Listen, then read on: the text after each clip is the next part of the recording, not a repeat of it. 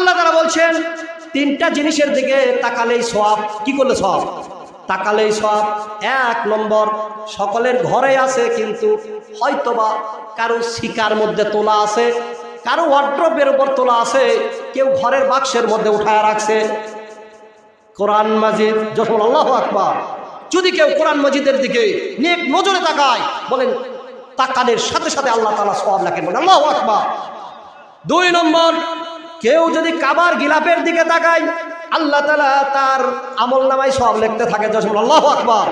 তিন নম্বর, ঘরে অনেকের আছে, অনেকে হারায় ফেলছি, বৃদ্ধ পিতা মাতার দিকে যদি কেউ নেক নজরে তাকায়, আল্লাহ তাআলা তার আমল নামায় সওয়াব লিখতে থাকে। জোরে জোরে বলেন আল্লাহু আকবার। এখন চিন্তা করেন যে দুনিয়াতে আমরা পিতামাতাকে কষ্ট দেই, পিতামাতাকে কষ্ট দেওয়া যাবে না? যাবে?